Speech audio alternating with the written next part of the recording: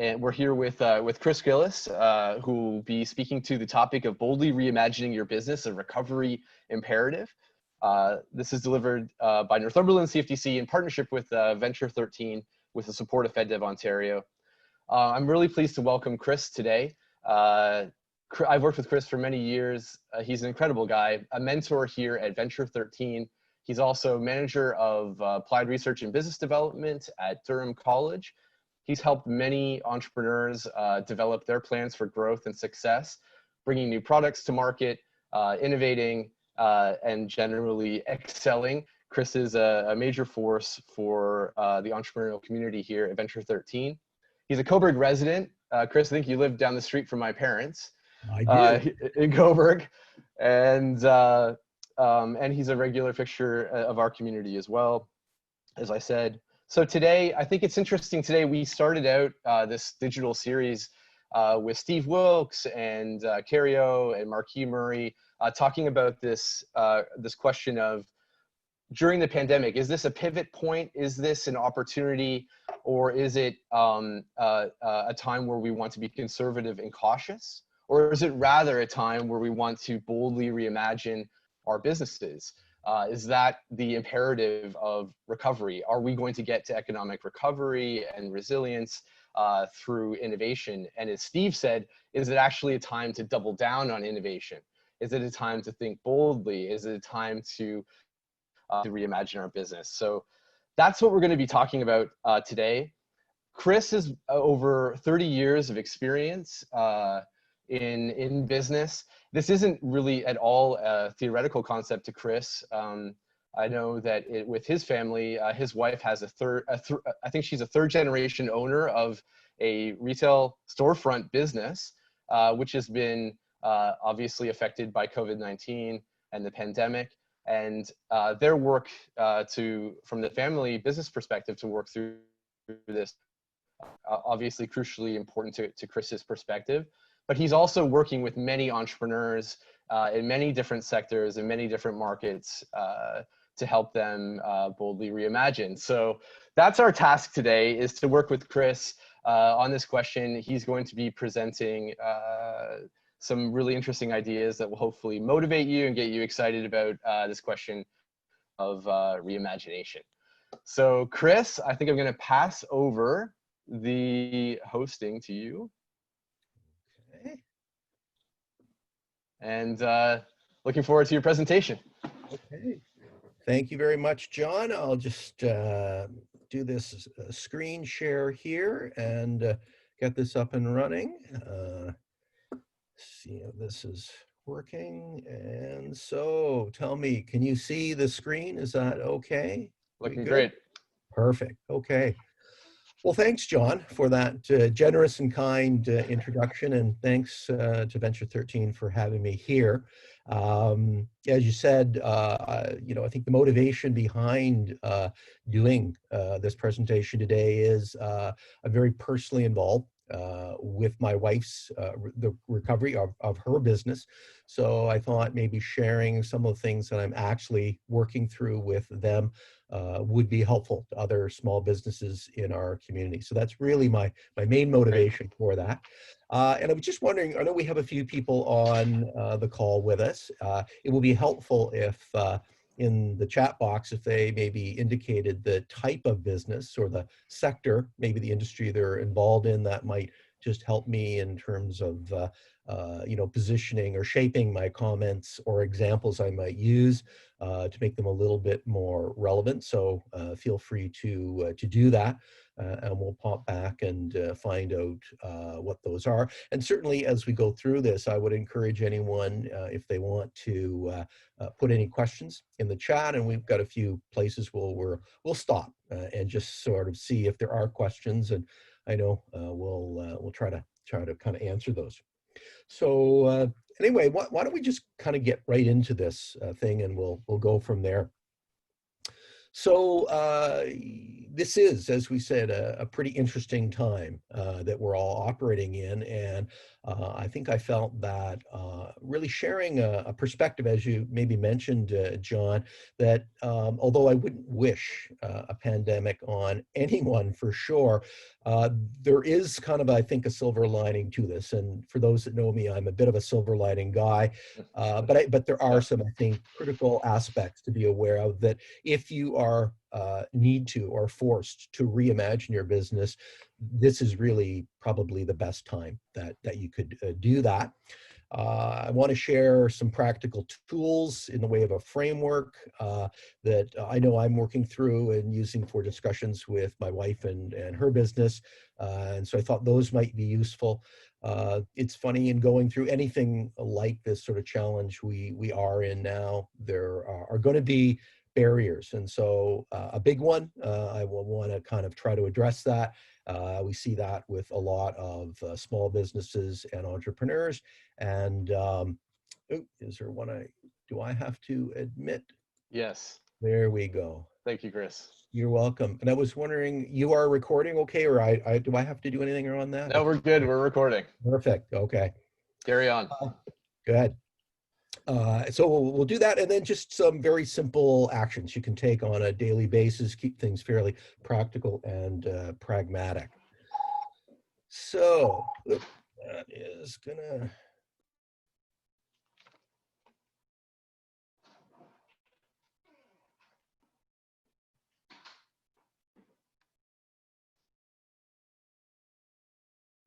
Unmute. Okay. Seems I muted myself by accident there.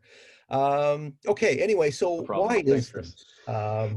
Why is this the best opportunity to really reimagine your business? And I think to answer that, we need to kind of sort of go backward in time just a little bit and recap. And okay, that's not gonna. There we go. So if you really think about what we've gone through, we first rolled into a global health crisis that then caused us to roll into a global economic crisis that then rolled into a societal crisis, as really the other two really put pressure on a lot of the structures within our society and caused some issues there. And really, I would say what's happened is we've gone through something called a paradigm shift, really on a global scale. And if you're not familiar with what that term actually means, a paradigm shift, and this is the Webster's sort of definition, an important change that happens when the usual way of thinking about or doing something is replaced by a new and different way. And I think we've probably got a pretty big resounding yes to that's kind of what we've been experiencing. But what does that actually really mean in practical terms to us? Well, I think what we can see, and I'm going to ask you to maybe think back to kind of lockdown. We saw massive changes, and I think where they first started to really come about were habits and routines. So all of a sudden, that morning commute, maybe doing a drive-through coffee, talking to your colleagues at the water cooler, that all of that sort of disappeared, and it went to a 30-second commute to your computer, and now maybe where you didn't use Zoom meetings or online meetings, that became kind of the rigor. Certainly you think of just regular things like shopping and doing the grocery shop on the way home from work and picking the kids up from school and children's activities and time with family, all basically of those habits and routines changed basically overnight. And with that too, our attitudes and expectations, we might have found ourselves initially, with the whole sort of lockdown and staying at home, feeling this was really pretty weird and surreal. I can remember too, the first time that I had to stand in the lineup for either the grocery store or the liquor store and thinking this is just totally strange. And then you find yourself a couple weeks later wearing a mask and then thinking that in fact this is kind of normal and this is expected, and maybe wearing a mask is actually the responsible thing to do, from prior to that when you just kind of felt it's really, really kind of strange and weird. We got used to all the social distancing, and again, those expectations just really started to flow through, and maybe even to points around it started to change belief systems. Certainly, we've seen people now that certain companies have made that working from home is fundamentally a thing that they're going to continue on with. Certain people realize that I maybe don't have to live in downtown GTA, and I can live other places, and just all of those fundamental, fairly basic things within our whole society have massively changed. And so what does that actually really kind of mean and do?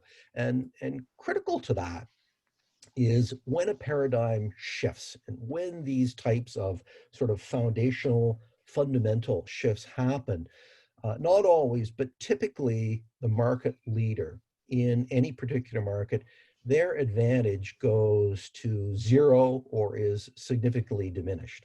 And a really interesting example might be in this. I was looking at a stat, and in the UK, interestingly enough, before COVID, telehealth, sort of medicine, talking to your doctor by phone or by video conferencing, was something like 1%. And of course, in COVID, that's gone to actually 100%. And they're predicting that even as we kind of go through recovery, that maybe is probably going to stay at about 80%.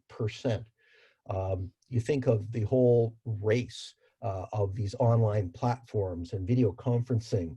I'm going to suggest that as we start to go through opening up, where prior to all this, we may have wanted to go to a mall to shop because there are more stores there and you now have maybe more selection. I'm going to say maybe that's actually shifted, and you would prefer to go to the small independent store in your town because now there's less of an opportunity to come in contact with people. The whole social distancing just becomes easier and all of that. So what you start to see here are, as these things shift, depending on your particular marketplace, that there may be, it opens up opportunities to better serve.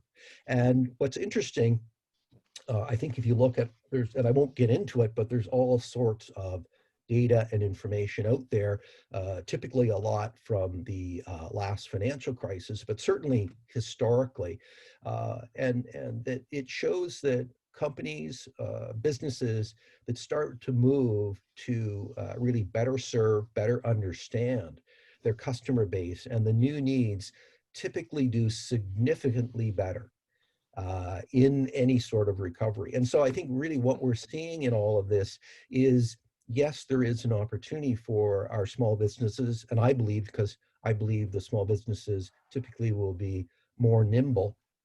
But really, what you do in the next, say, 90 days, the next maybe this fall period, is largely going to determine how well things go for you in the whole recovery the next 12 to 36 months. So the window is closing on this, but I think there's really a pretty interesting opportunity for many businesses if they actually act on it. And so, there's a lot of things that we don't know in all of this, but I think there are some things that we, in fact, do know. And I know I've been working through this with my wife's business. And, I found a lot of this stuff is really starting to ring true. I mean, that business has only been open for about 4 weeks now, so it's not like I have reams and reams of data, but anecdotally, as we start to kind of apply these things, what are we actually finding? And so I think one of the first things is that when you start to look at the market, the customer base that you actually serve, unfortunately, some people who had been doing business with you will not be able to. They have been potentially maybe financially impacted or in other ways that is extremely unfortunate, but they just won't be able to business with you. And for the moment, at least, there's really nothing you can actually do about that, unfortunately. There will be, though, another group in there that, had been doing business with you, will continue to do business with you if, in fact, you're able to actually demonstrate that you are essential or that you're critical to what their now new needs are and all of this. So maybe that's some good news, but it does require some pivoting in that for businesses. And the one that we've been actually looking at more and more and thinking about that I find really quite interesting is this idea that there are people out there who, for whatever reason, maybe wouldn't do business with you before, who will now. And that can simply be people who maybe economically had the wherewithal to maybe spend upscale, now are more conscious and want to be budget conscious. Potentially, it may be customers who maybe would have chosen to go on that cruise, go on that vacation. That's now not an option. And so they're looking around at other things, other ways to spend that money. Maybe people have moved. So there's a location thing that they've now come into your marketplace. Certainly it's interesting that as we all move online with a lot of businesses, that opens up global markets in some cases. And so I think thinking really about those people who maybe you didn't have access to, or maybe wouldn't have considered you before, is a real interesting opportunity in all of this. And I wished I had thought of all of these 3 points, but I didn't. And that's why I put this gentleman's name, David Bear, below. Sorry about that. He actually did, and I just kind of grabbed his stuff and thought that was really great. Some things, hopefully that ringing isn't too bad. I don't know how to actually get that turned off yet, but Don't worry, it's not a big deal, Chris. Just don't worry. So something else that I think we do know as well, and again, would have been maybe great if I had brilliantly thought all this up, but I've been an avid reader of articles. You've been following the McKinsey updates, and totally. I think throughout the entire pandemic, totally. And a recent article that they had really, I thought, did a nice job in summarizing what in fact are I think a lot of the key trends. And so these are the ones that we think maybe have stickiness, are going to be with us for the next 8 months, a year. And the obvious one here is the flight to online, which is obvious, but I'm going to suggest you have to think about that carefully. Having a Shopify storefront is not the right thing for everyone. And it's interesting, if you look at the breakdown, it's sort of high earning individuals, high income individuals, as well as millennials, who are the ones who are really moving to the online purchasing. A lot maybe of potentially seniors, or maybe not. So you have to really understand that part of your marketplace. Another interesting sort of trend here is this shock to loyalty. There's a lot of brand trading downs for a whole lot of reasons. It could simply be not available. And I know we've seen that in grocery stores and stores where the items that you normally go to purchase are just not there. And so it causes you to look around and what are alternatives. It may be people looking for sort of economic relief, and instead of buying that premium brand, they're going to go downscale. But what we're seeing here is a lot of opportunities where people maybe had been stuck in a pattern to buy certain brands or products, and now they're much, much more open to shopping around. So depending on what it is you supply, you might have opportunity there, and just simply by ensuring that you're available for people. Another one that is key in this, and we see it within our store and in other places, I know I kind of sense it, is this thing called hygiene transparency. And so obviously we need to be very mindful of what is safe in terms of how we run things and our contactless sort of transactions. But the other bit in there that's really important is that customers want to actually know that you're doing this. It's important that they do. So not only do you have to do it, but you have to communicate and be seen to be actually doing these sorts of things. And we've seen this whole whole market of masks come out, all different manner types, and all sorts of interesting things around that. Another interesting aspect on this is our trend is the whole back to basics and value, and where people are really reconsidering what in fact is essential, is needed. And maybe if, we're not out meeting other people as much as we were before, some of those items, the new suit or certain other aspects like that, people aren't buying those sorts of things. Or, do I get more for what I purchase? And again, what becomes really interesting in that is looking at your segment there, and are they sort of purpose-driven, value-driven? Would maybe being or having more sustainable products be something that people would maybe gravitate towards now, where they might not have before, because maybe this pause has caused them to reconsider different values?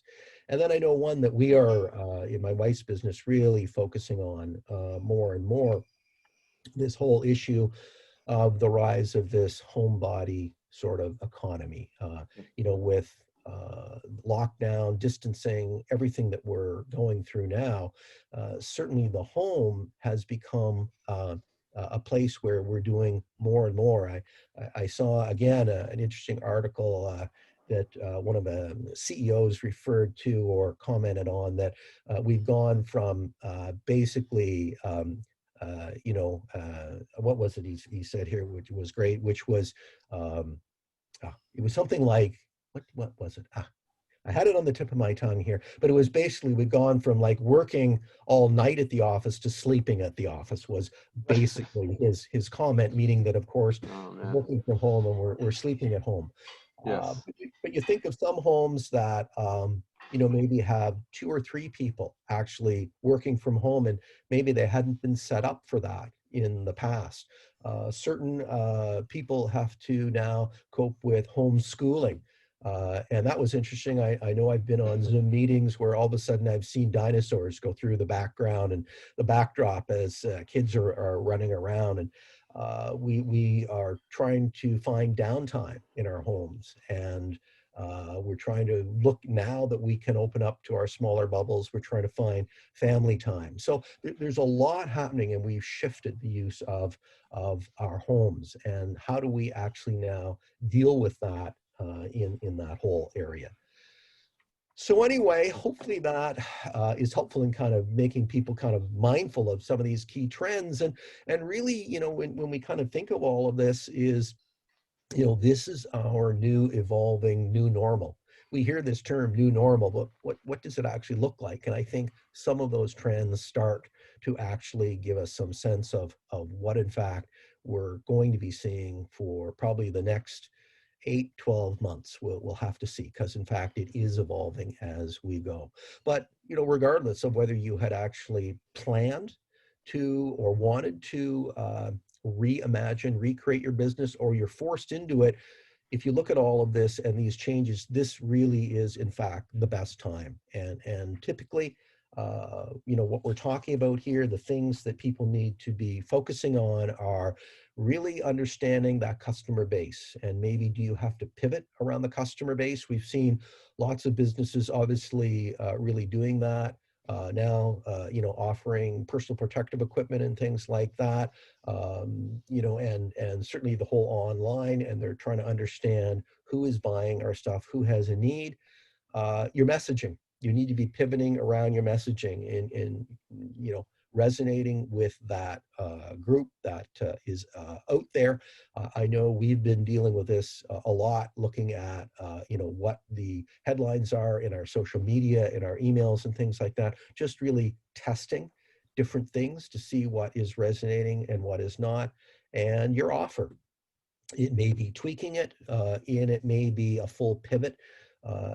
As we said, all of a sudden there's this proliferation of masks and hand sanitizer by a whole lot of different people, others moving in all sorts of other directions. But you need to really kind of be considering those sorts of fundamental changes. So I thought maybe this would be a good time for me to take a breather and see if we have any questions in there, or maybe John, if something I've said has triggered some sort of question in your mind. Yeah, Chris. So for everyone joining us, please throw questions into chat and we'll relay them to Chris. But yeah, Chris, I had sort of thought for you when you were going back to the expression paradigm shift. I thought that was interesting. I don't know if you've ever read Thomas Kuhn's The Structure of Scientific Revolutions, but it might have been on your like engineering and society reading list back in the day. But it's kind of interesting because there's interesting parallels between a paradigm shift in business and in science. Like, for Yes. example, like when we moved from like Newtonian mechanics to Einstein's revolution and general relativity, Yeah. like we're talking about something fundamental, Yeah. like not just a new way of doing things, but the fundamental norms, the fundamental methodologies, the corpus of scientific literature, etc. Like this is a major shift. And in these times on the scientific side, if you were diving into general relativity early in the 20th century, then you were at the forefront. So so you mentioned, you know, this notion of on the business side of the market advantage of incumbents like going to zero during these periods of paradigm shift. I thought that was really fascinating because you could say the currency of Newtonian physics or classical mechanics, classical approaches, the currency went down during this paradigm shift. However, it was not doomed to be irrelevant. It's still foundational to physics, and you can't put a lander on an asteroid without, like, you know, classical mechanics so it's not that the old way of doing things has gone and we're just in a new world, but so there's that interesting interplay between you know the foundation and the sort of the moment of paradigm shift. So I feel like in business it's the same way. You have this opportunity, but then it's also fraught with risk because you're not doing normal science anymore or normal business. You're actually doing new business or new science, and then therefore the risks are greater. And I think that there's kind of interesting parallels there. And since you have a engineering and technology and science background, I was just curious what you thought.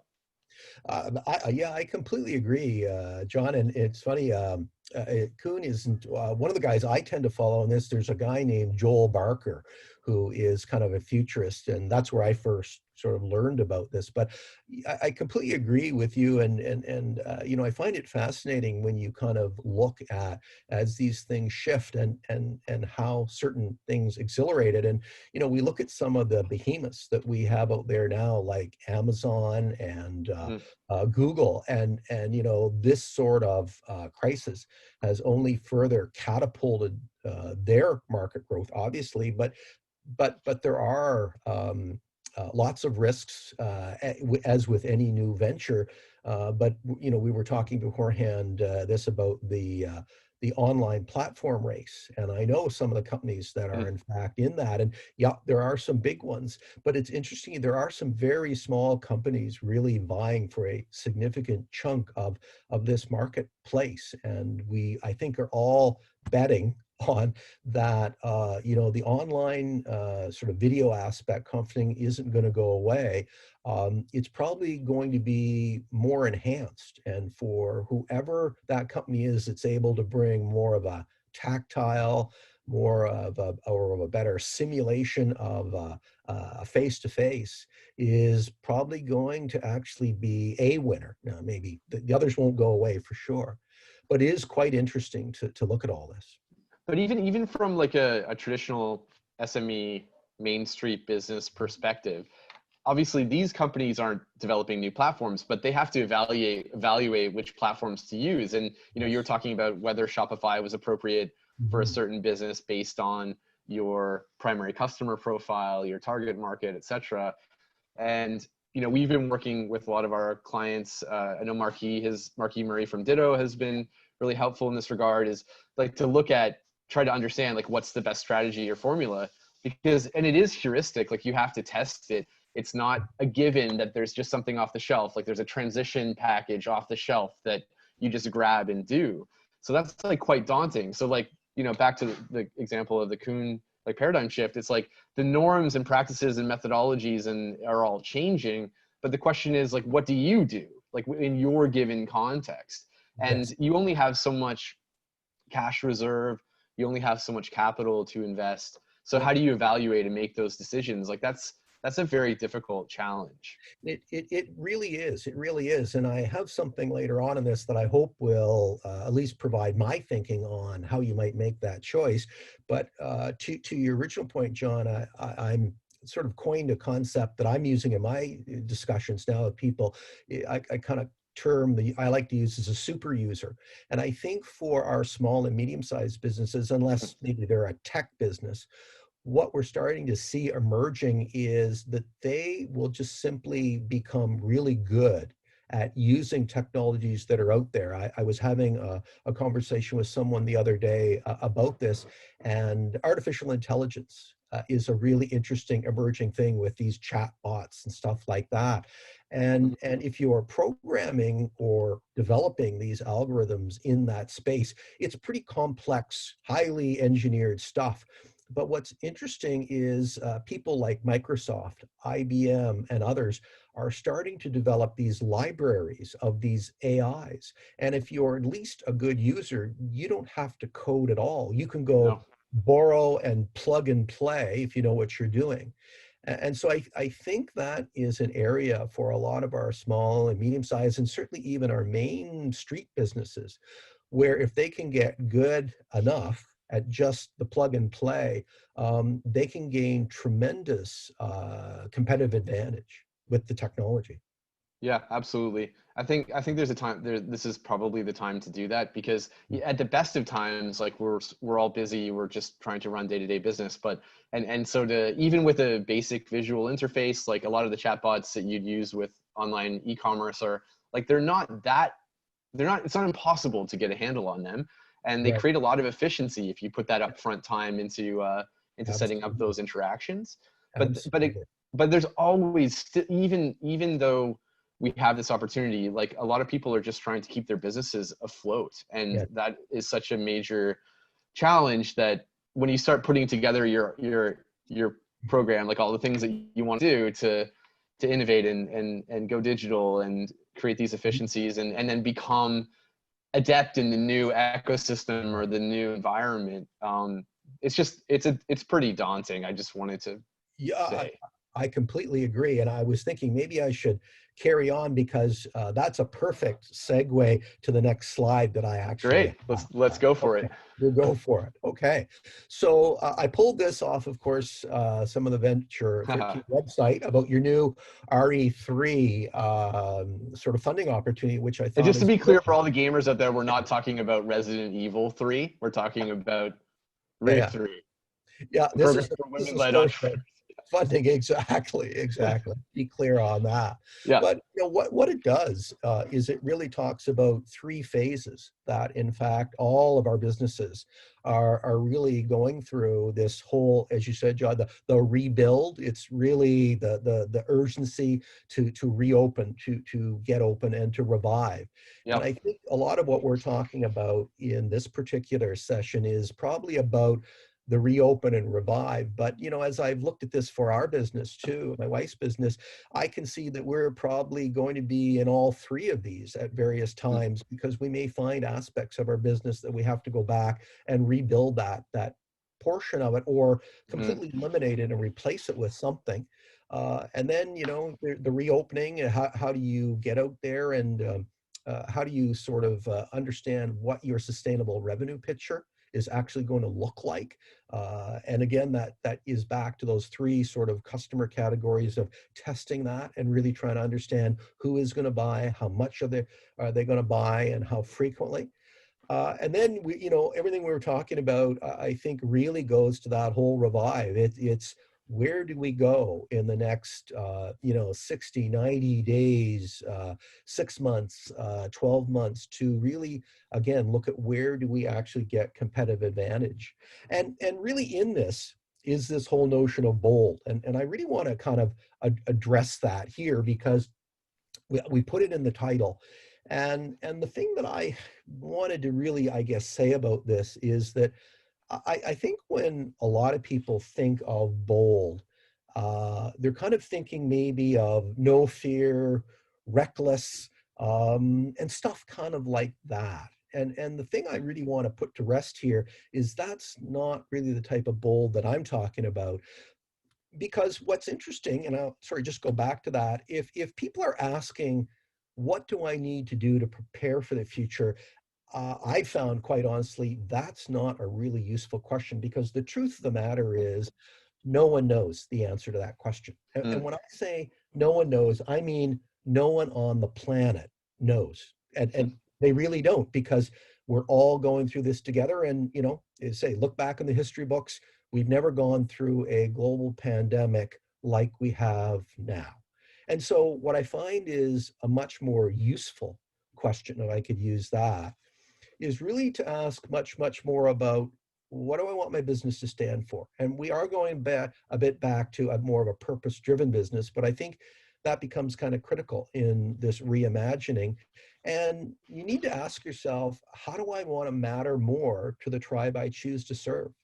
I think those become two very useful questions, again, as you look at those three sort of chunks of your customer market, those that won't deal with you, those that will if you in fact show them that you are critical to meeting their needs, and those that maybe wouldn't have dealt with you but will now, again, if they can see that.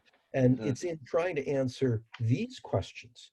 So what I wanted to do is kind of share some, as you said, really pragmatic stuff. I know I like frameworks. I use this sort of stuff a lot, and I have found this helpful as, again, I start to carry on some conversations about my wife's business as we talk about what we maybe need to do there. So I'm just going to mm, share with you some aspects of this that I found to actually be pretty helpful in all of this. So the first one is really this, and you kind of alluded to that a little bit earlier, is we really have to really adopt an experimental approach to doing business. mm, We are in an extremely fluid time. We just don't know what's going to happen in 30 days. And so the critical thing here is to adopt a way of doing that is kind of a plan, a do, a review, and then basically adjust. So, what I'm really talking about here is figure out what it is we want to do, probably short term. Like, maybe what do we want to do this week with our messaging, and how can we in fact actually test what our customer base is looking for, will buy. And then obviously we have to execute well on that.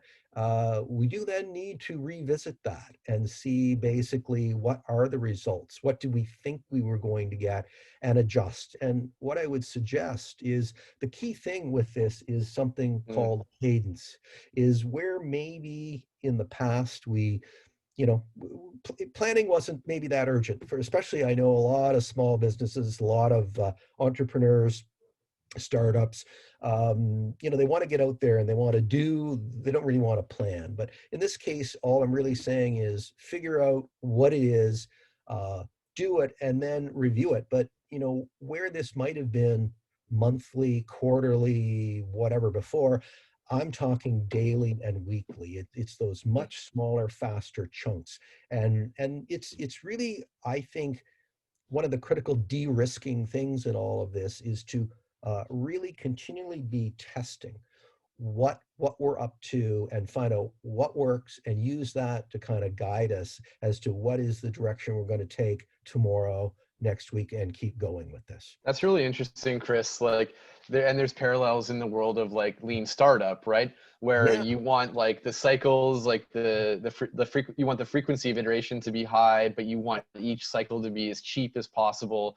And you're getting out there and you want paid feedback. So this is like we're bringing some. This is a commercial effort, and the thing is, the more you can do that, like even if it fails or even if it doesn't work out, you reset as quickly as you can.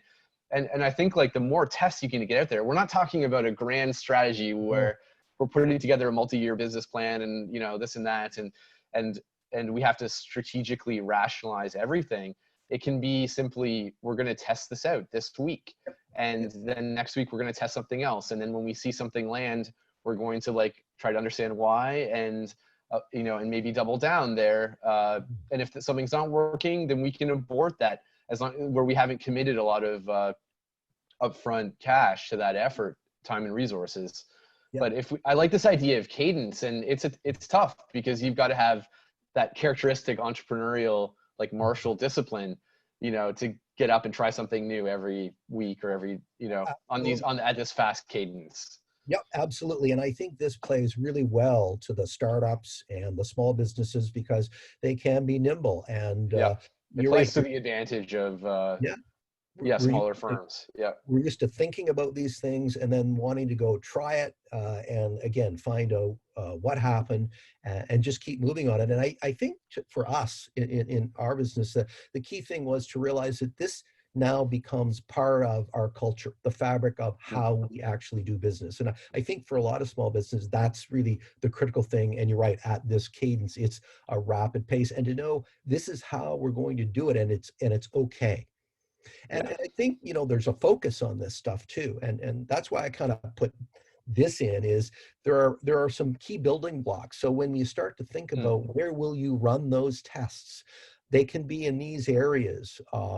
And I want to talk just a little bit about some things about team and culture, because sometimes that in small businesses can be treated as a little bit maybe in the clouds. And I think there's some really practical stuff we've started to do here. I want to touch on the business model, which you talked about lean business canvas. I think Yeah. that's critical. And then this whole notion of both agile. And then I want to just talk about digital and virtual. And in my mind, they're kind of parallel, but they can be a little bit different in that sort of stuff. So, yeah. Okay. Okay. So, some critical things here. I know that one of the things we did, and maybe some people have done it with your team, is as you go through your rebuild and reopen, connect with your team, and I'm going to suggest that's as simple as you just stop. Connect with them, find out what their personal situations actually are. Obviously, with the shutdown, some will have been on CERB, and they maybe have children that or childcare that they have to deal with. They may have elder care, but I think really stopping to connect with your team and find out where they are personally. And also, I think it's an opportunity to voice your commitment to carry on with the business, and that we're going to get through this. That's really our intention, is to move through this. I know we had discussions with the team around, the habits and routines. How are we going to do this safely? And we really wanted to make sure that people were going to feel safe because we're in a retail environment and we're going to have customers in, and we were thinking, how are we going to handle that? And so this went to everything that looked at our schedules, so that helped with being able to handle the right numbers, making sure that it protected at least, CERB and money aspects of it for now. And so we had those open discussions with that team. And I think that was really critical, really to make sure you have a cohesive group of people, because really as a group, you're going to go forward with this challenge and try to address it. Something that's still a work in progress for us, but we're trying to address more and more, our purpose. What are we there for? How are we going to matter more to our customers? And because we're kind of in furnishings and home side of things, we're looking at what those challenges are that people are facing and how do we help them with that. And so that's something that we're talking about more and talking about more frequently. As I mentioned, sort of the whole cadence around this, that's all sped up. And certainly we're looking at skills. And as I kind of go back to that super user, for us anyway, we're looking at better social media. How do we, what tweaks are we going to have to actually make to our website? And we're reevaluating our IT infrastructure. We're going through that sort of a digital transformation. So there's a lot of aspects on that side of things. I would say too, the business model, and I happen to have the business model canvas up here.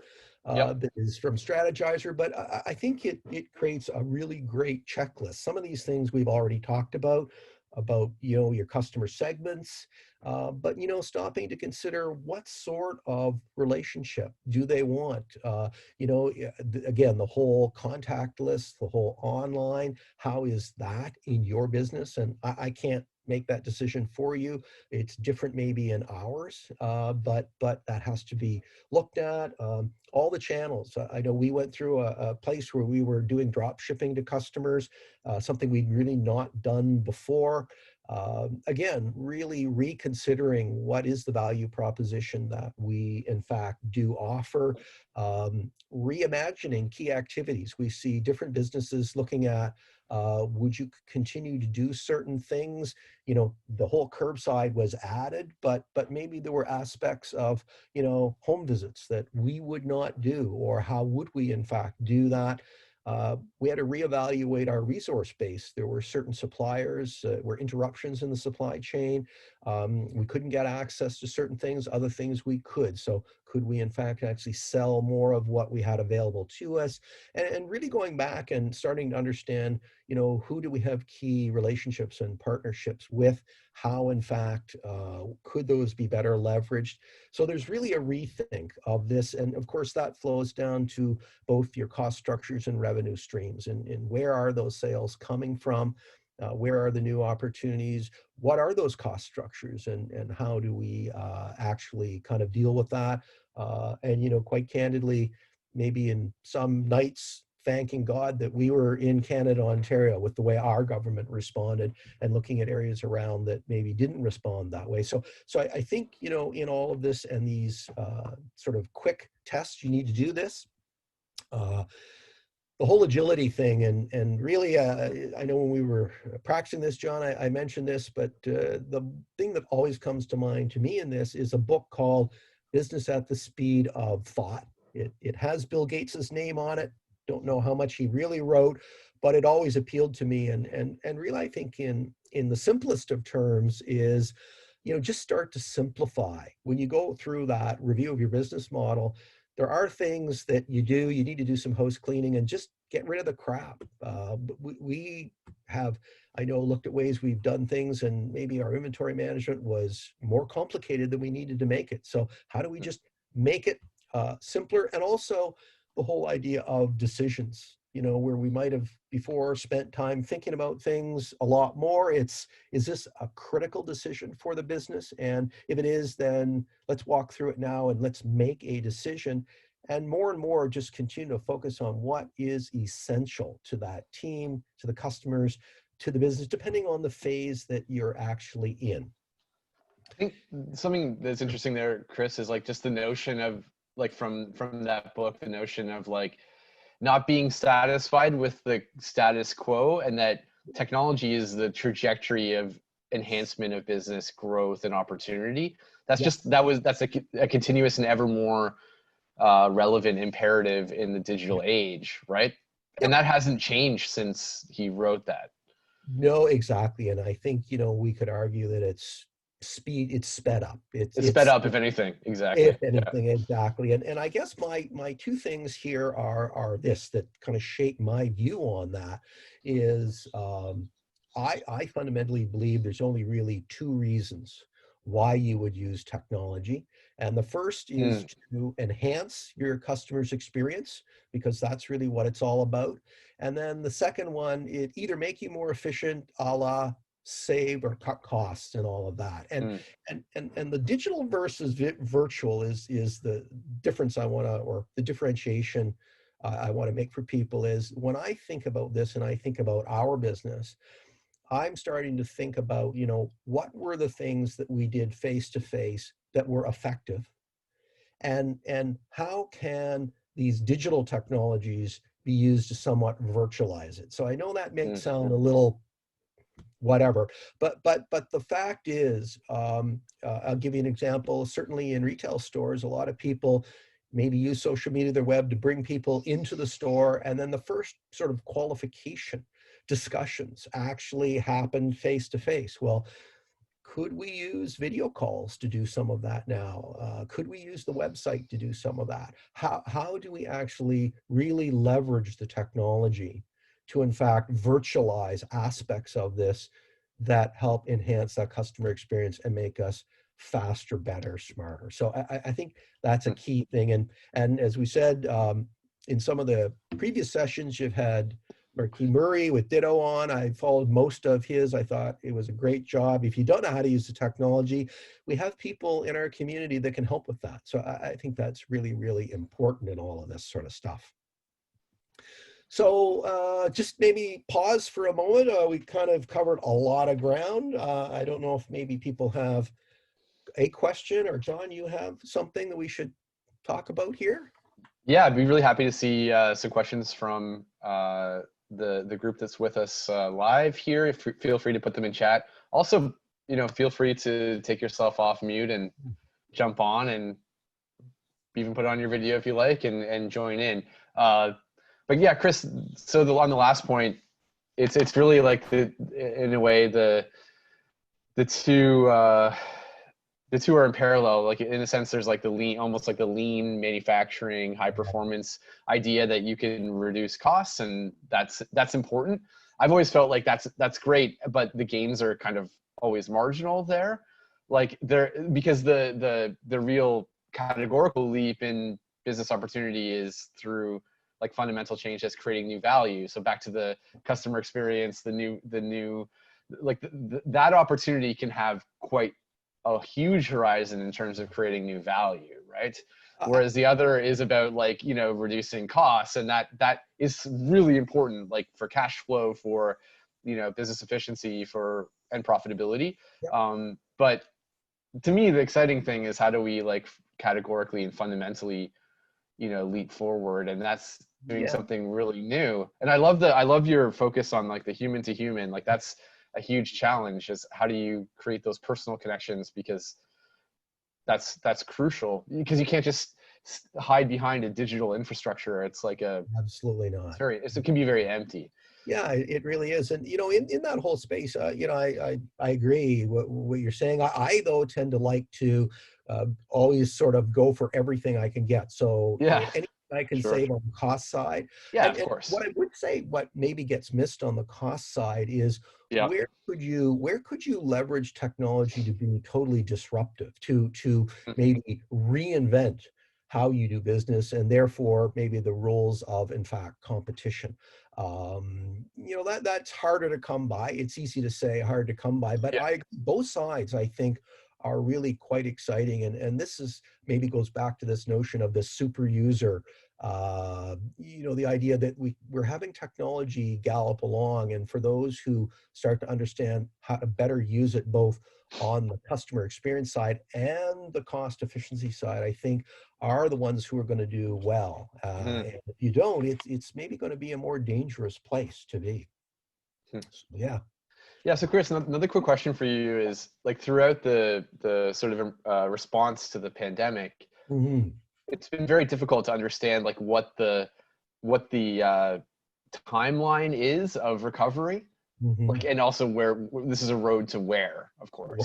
Right. So there's been times where it seems like we might be coming out of this really quickly and we're going to go back to normal. And one had that sense, and you could see that behavior was sort of preemptively changing, and that, but it was also like, this wasn't really. And then on the other hand, you have some long-term forecasts that suggest like a very long recovery process, like years. And maybe not a quick return to normal, and maybe a resurgence or a second wave, and so forth. And so as a business person, like, it's you want to make sure your planning cycles are aligned to like, and this is an external exogenous variable, an external factor. So how are entrepreneurs dealing with that? It's a really interesting question, John, and I'd say some probably better than others, and others maybe not that well at all. And I think what it does tend to point to is the complexity of the current situation. I know what we've been looking at is, kind of doing the best case, worst case, middle of the road scenario, and then that's where that test really is the aspect of things that helps you decide, where am I going to go on this? Because we're all looking at some of the recovery, and some, I know our store, Saturday was a busy day and people are shopping, and you go, that's Yeah. good, but Yeah. are we going to get hit by a hiccup? Yeah, So exactly. I think we have to do a number There's so of much different things. uncertainty on that There horizon. really So, is. so There then, so really then, is. so we had a really interesting question here, Chris, Oh, from Lisa, which is like, you in the current context, we don't know how long the current context will last, and so there are like short-term opportunities, and so anyway, given where we are today, Lisa's asking, is now a promising time to start a home cleaning business or a senior care venture, yeah. on this premise of stay at home, or the homebody economy you were talking about, etc. Like, should we be looking at that change and saying, yes, we should respond with solutions? Yeah, I mean, the choice to actually launch a business or not is a very personal one, and so I think people have to decide, is that something they want to do? But when you stop and think about what we've talked about in terms of paradigm shift, and if you feel you see a need there, that now all of these trends have identified that there's a need, it's maybe been underserved, then that to me is the type of opportunity that is popping up. And if that's a need you feel you can fill, that's a purpose-driven business, then I would say, yeah, probably it is. There's tons of data and stories that talk about many ventures that were launched in recessionary periods of time because of those very things. So Well, I that's think what's neat about it is that you can really maybe hit the ground running with, like, by understanding the current, you know, yes. socio behavioral like complex, and Yeah. you can tailor your messaging to like what people are experiencing today. That might actually be able, whereas like a legacy business has messaging and marketing and advertising Yep. and content that's pre-COVID. So Yes. like another really interesting question here from Lisa is, I think this is really neat. Has the lean startup methodology and business model canvas changed because of COVID? Like, if we're really in a paradigm shift, that's a pre-COVID design, right? It So it I is. think this is really illuminating the notion of like pre-COVID and post-COVID. And I can see it in a lot of cases. Like, you had products and services that were pre-COVID that suddenly had a new lease on life because of that paradigm shift, because Yep. they were suddenly much more relevant and they Yeah. didn't really have to do a whole lot to change. Others had to change fundamentally to be like, or even reinvent and renew. So I this is a really cool question. Like, it is. should My Eric Ries, Steve Blank, be rewriting the the playbook here? yeah. No, I think it's a great question. My personal view it now is more relevant than ever. I would say with a twist is Uh-huh. when I'm thinking of both business model and lean business model, I've now coined them virtual lean business canvas and Okay. virtual business canvas, because Huh. obviously you have to think about that. What I would say though is I feel that the lean business canvas model, if I could use that, is very much misunderstood, in that Mm. it's understood fundamentally as a canvas. And for me, the lean business model canvas, or the lean business sort of approach, is a process. And when you really boil it all down, what they basically say, at least my interpretation, is do a brain dump and make it visual, and then Mhm. start to move into testing. And for anyone who's looked at this in any depth, they talk very much about basically the problem interview, the solution interview, minimal viable product. And you Mhm. know that what you're doing is you're going through some sort of opportunity identification, then into some sort of market traction, and then into a scaling. And I personally think with the virtual tweak, that lean business canvas is probably the best approach that people could be using, even if in fact you're not starting a business, even if you're using it to pivot. That's what you actually really need to do. Yeah, I mean, we can have a whole like side discussion on the meta For theory of sure. the canvas, etc. But also like just the dynamic nature of it, the fact that it's not meant to be a static document, that it's like Right. it's constantly evolving, you're constantly changing as you iterate. I think Yep. that's obviously got to be an advantage as Exactly. a planning tool during a pandemic crisis. So Exactly, exactly. yeah. What I was thinking, I've got a couple more slides, and I know we're ever so slightly over time. Maybe what I should do is move through those quickly. And then if you want to hang on, or anyone wants to hang on, I'm happy to talk more about this sort of stuff. So maybe I should do that, if that's okay, John? I think that's great. Yeah. And if you Perfect. have to leave, by all means, go ahead. But we'll let's finish up, Chris, and get through like the content deliberately. I think it's great. Perfect. So I guess, and that our previous discussion leads really nicely, and the question from Lisa, thank you very much, about, should I start this business or not? And what I find is, when we move into this, there is a barrier that people will run into. And so the nitty-gritty stuff we talked about, all good, hard stuff, but there is a barrier that is the thing that you need to be aware of, that may get in your way. And entrepreneurs get this, all sorts of people do. And what I'm going to suggest is that fear starts to actually pop up. And this whole notion of, should I start the business or not?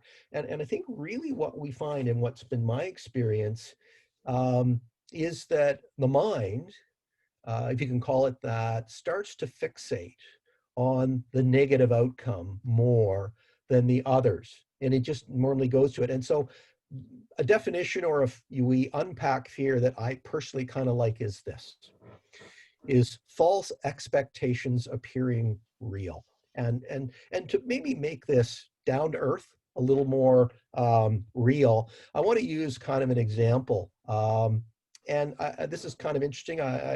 I don't know how many people on the call knew or know that there, in fact, is a game out there actually called Pandemic. And the whole premise of this game is that you, as a team, and this is interesting because the players don't play against each other.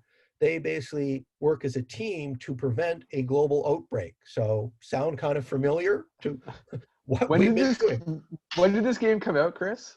It's been a few years. Yeah, I know, sure too. because one of my niece's husbands is, he loves his games, and we would play this with great abandon at family gatherings, which is, in retrospect, is kind of just a little bit surreal in that. But here's really my point in all this: is if I could take you back to a year before this, so August 2019, and we were playing this game, and I said to you, while we were playing this game last summer, what do you think would happen if this really happened? And I then maybe went through and described globally, and I was just musing, but I said, that lots of people are going to lose their lives, unfortunately. The global economy is literally going to shut down for what, 6-8 months? And if you think about that, and I went through all that, and I asked you, do you think you're going to survive? What do you think is going to happen? My guess is you probably would have described or thought about a scenario that is much worse than we find ourselves here today. I think even if you think about when we went into lockdown, where we are today, for many of us, is probably a lot better off than we would have thought at that time. And so I think all that does is illustrate that the mind tends to fixate on the negative thing. And what I found, for me personally, I do this, is really an interesting response to this. It's a little bit of a mind game, but I call it become a movie maker. And really, if you stop and pull this apart, hey, Hollywood does this, right? You have to write a script, and they tend to do multiple endings. And I think we can do this, and we look at our business. There potentially is worst case scenario, there is best case scenario, and there's the middle of the road. And so I'm not talking about just being a positive thinker. I'm saying acknowledge that bad stuff can actually happen. But here's the key thing. Just like in a movie, you got to go shoot the movie then. And you have to act. And so what I'm saying is, focus on the ending you want and take actions every day that are, in fact, consistent with that. And what I would suggest is this little thing, and I know I've been doing this throughout this whole crisis, is I'll call it the 30-day challenge.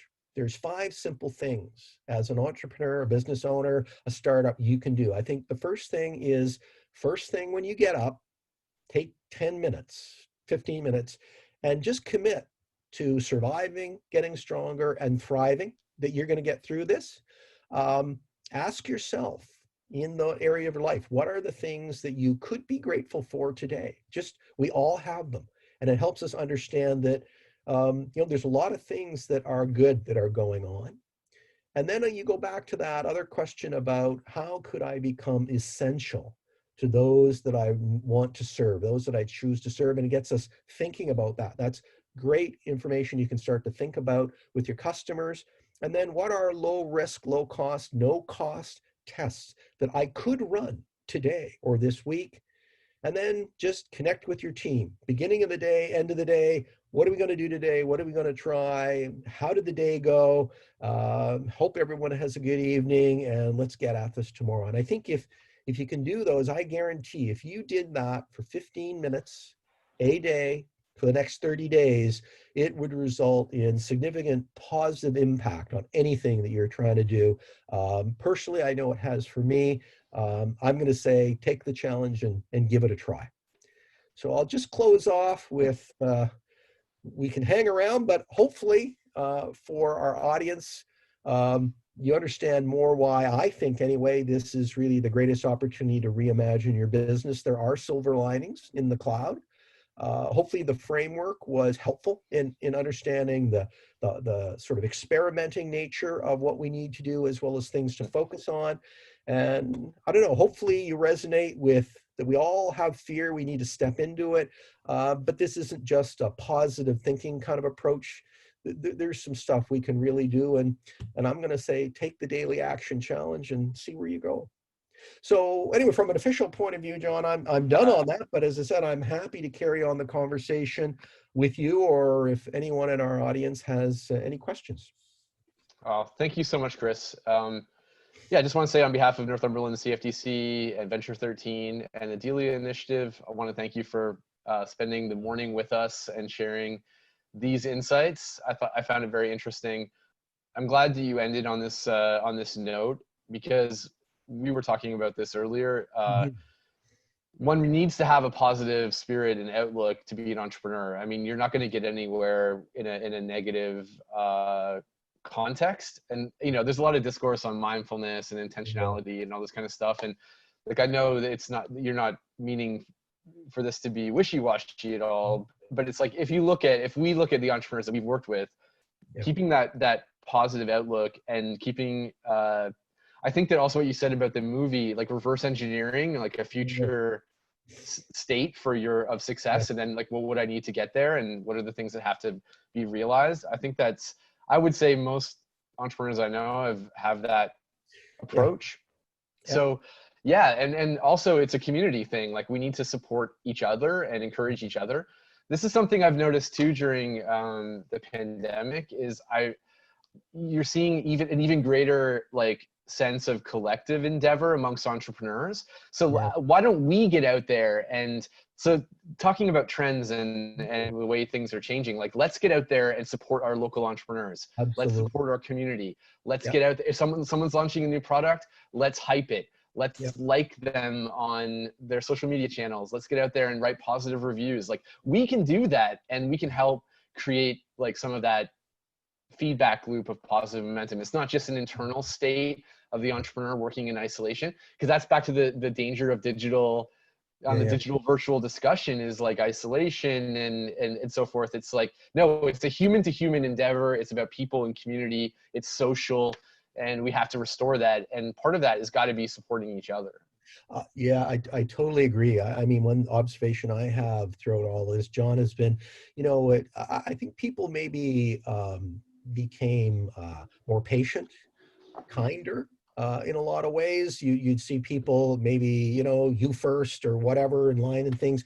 And so I really am hopeful that as we come out of this, we can maintain more of this gentler, kinder, more accepting society. And that would be better for all of us. And I completely agree. We have these small independent businesses out here. And I think as much as we possibly can shop local, buy local, support our local. Those are people in our community. And, small business makes up, what, 95% of the Canadian economy.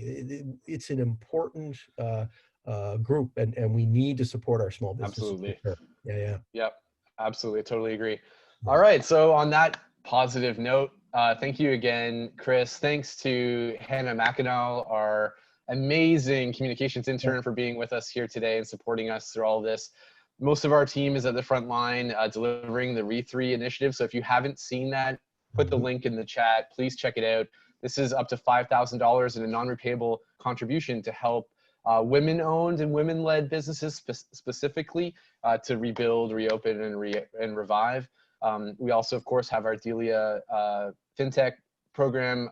Many of you are actually participants in that, so welcome and thank you. Great to see that cohort today. But if you haven't, I'll also put that link in the chat momentarily. And I think that's it for today. So get out there and get back to your business and your projects to evolve and be resilient, to recover and thrive, because we need you to do that for our community, for the economy, for many reasons. And if there's any way we can help you, please let us know. Thank you, Chris, and we'll sign off for now.